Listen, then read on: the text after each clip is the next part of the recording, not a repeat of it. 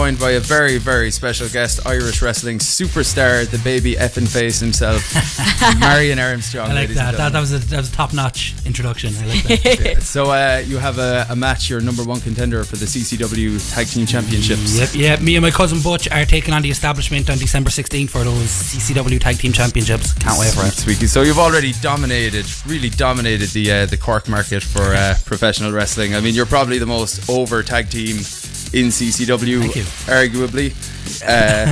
So what's next for the Armstrongs? The next thing, 2017 is actually our first year as a tag team, which is incredible. We made our debut as an actual tag team, I think it was January this year, and in the last event of the year we're going for the tag team championship, so I think that's a great run. It's a hell of a year, and we're hoping to end that as the tag team champions, go into 2018 as defending champions. Absolutely. And if we are the champions, we don't care who we fight. We will fight anybody. We'll fight QE if we have to. We don't mind. Would you fight Jimmy Havoc? I would fight Jimmy Havoc any day of the week. After that match with Lycan at the last show, that was I wasn't in the building for that, but I saw it back on the CCW On Demand, and I was blown away. I don't think I'd fight Jimmy Havoc. I mean, you'd have to pay me more, I think. Yeah, absolutely. To take the bumps that Lycan was taking and stuff like that. No way. Insane, the amount of blood. We have a mannequin head that we sell our merchandise on, and I got that back to me covered in blood. Yeah, I saw when I was queuing up to take my picture with Sabu. I was looking over at the merch stand and I could see the mannequin head just dripping in blood. It was. I was like, somebody tried to give it to me. I was like, I don't want that. Throw that away. Take that away. It was something to behold. Like it was really gross with the light spectacle. And but whose idea was it to put you in a tag team? Was it yours or was it? It was. I mean, it was kind of my own idea. Myself and Butch have a good chemistry naturally. We're friends, we're family, we hang out a lot. We decided we might as well bring that into the wrestling setting and use that chemistry. We didn't think it would get as good of a reaction as it did. We kind of played around with it at first and see what it became naturally, but it was my own idea. I was coming out of a feud with Bingo Balance around this time last year, and I kind of needed a way out of it. And I was like, in our last match, have Butch interfere, come in, throw Bingo through a table. I remember, we'll spin off as a tag team. And we did. We spun off as a tag team in 2017, changed everything. I know you're, like I said, you're over like Rover. You're probably the most over tag team in CCW. It's amazing what, like I always saying it to any like trainees or whatever that are in CCW. I, for 2 or 3 years, was this big, angry, bad guy. I remember, who was going around smashing people and calling them bad names and whatever, and then as soon as I myself personally, I'm weird and odd and a mess and have a pet rabbit and stuff like that, and as soon as we started to do that, people started to actually respond to it. It's crazy that literally, I know it sounds like a self-help book, but being yourself actually worked. Of course. Absolutely. And whose idea was it, the Total Armstrong series on YouTube? That was a joint idea. We wanted to do something different because everybody just comes on and does a promo. When they're promoting the show or when they're trying to get themselves over or whatever, they come on and it's like, hello, my name is blah blah blah, I will be at blah blah blah fighting blah blah. We were like, we want to do something different, we want to do something more interesting, and we were laughing at the idea of the fact that WWE has a reality TV show when in fact WWE is meant to be a reality TV show. So they have their own, so we were like, let's parody that. So we did. We decided to do Total Armstrongs mocking obviously Total Divas, Total Bellas, and honestly didn't, like, I thought it would be funny, but I was a little bit nervous of like, okay, maybe me and Butch will find this funny, the audience won't get it. And there was a moment the first time that I played where there was a kind of a pause after it. People went, what? And then they went, I like it. And I was like, it adds character and builds character. Do you know what I mean? Absolutely. That's it. Like, and it gets stronger and stronger with every episode. I thought the Halloween special was nuts. That was nuts. Top quality. People saw a bit too much of me in the Halloween episode. Absolutely. The Silence of the Lambs parody. That was fantastic. That was my favourite thing I think I've ever done in wrestling, because we were behind the curtain like watching, and you could hear when I started doing the Buffalo Bill thing, you could hear people in the audience going, he's not going to do it. He's not going to. And it actually got a big clap. And like on a show with Sabu and Jimmy Havoc, like two huge wrestling stars, the biggest pop of the night was for you naked. Exactly. I mean, if that doesn't boost your confidence, I don't know what's going on. Absolutely. That would put you on par with Sabu and Jimmy Havoc for, I hope so. Pops in CCW. That's good. Yeah. And I'm really looking forward to the show on the 16th. It's going to be incredible. It's going to be mad. I mean, we have two shows. We have a family show in the day at 4:30, which is our family shows are what built CCW originally. Yeah. From day one.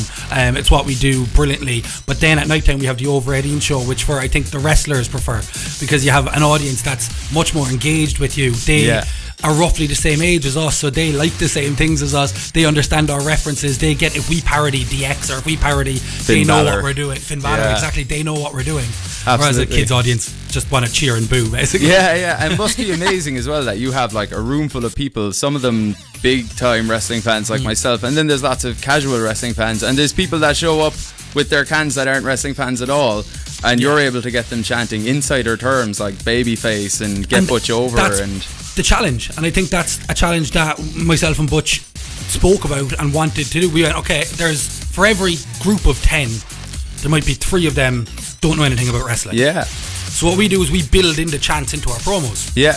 To remind people, to get people in.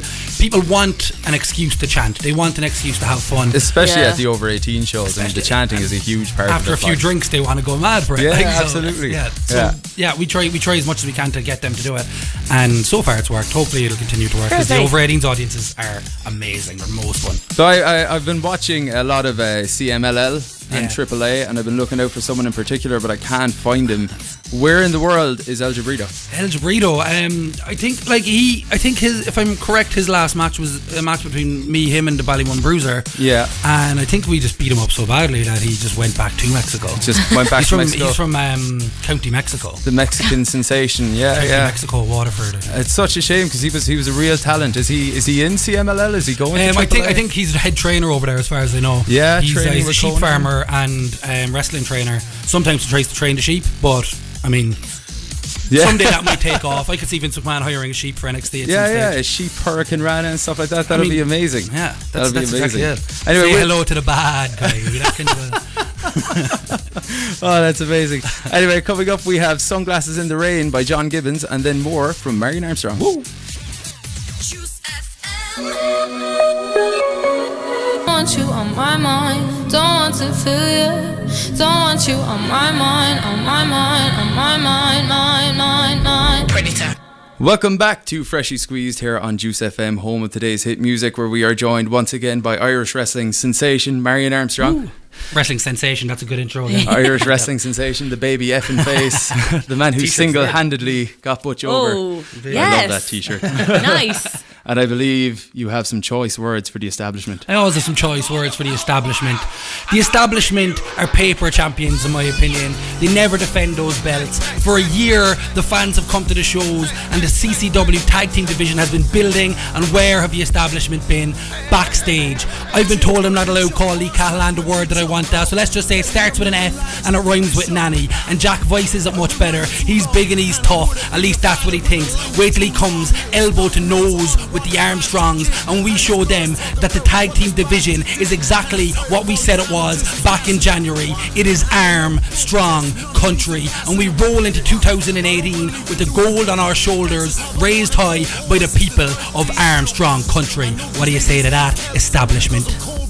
Damn, dude. Yes. If I was Lee Callahan, I'd be shaking in my wrestling boots right now. Yeah, I know, but he probably can't get him on. That's great. In fairness, they're great. They've held the titles longer than anybody else has. It's insane. Yeah. I mean, they have, they are the establishment. They run Irish wrestling. You're wearing an establishment t-shirt. I was hoping you wouldn't notice. Yeah, exactly. That's something. I'm a bit of a fan. A Lycan fan. A Lycan fan. A Lycan fan. Yeah, we'll see.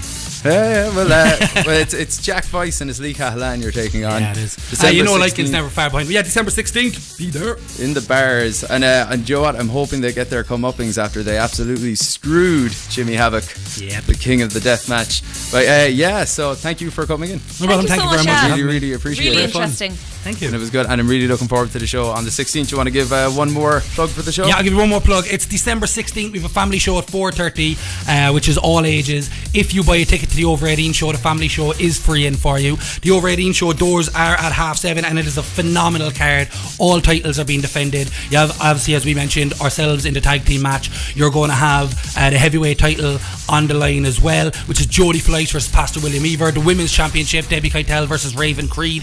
You're going to have the All-Star title defended, and there's going to be lots of other people there, including Justy, including El Ligero, the most travelled wrestler in all of the UK and Ireland. So it's going to be a phenomenal Mexican sensation, exactly. It's going to be an amazing show as usual. So make sure you get your tickets on eventbrite.ie and head on over to ccwofficial.com for all the other information. And the Armstrongs Tag Team on Facebook. And the Armstrongs Tag Team on Facebook. Go there and buy my t-shirts. And Juice FM Cork. Obviously Juice FM Cork, the greatest radio station in all of Cork. The official radio station of Armstrong Country. Let's call it that. Let's call it that. Even though the hosts wear establishment t-shirts, but that's okay. Apologies, I couldn't find my green Baby Effin' Face t-shirt on time. That's all good. Anyway, thank you very much for coming in. Thanks for having me. Baby Effin' Face, Marion Armstrong. Coming up, we have Dirty Sexy Money by David Guetta.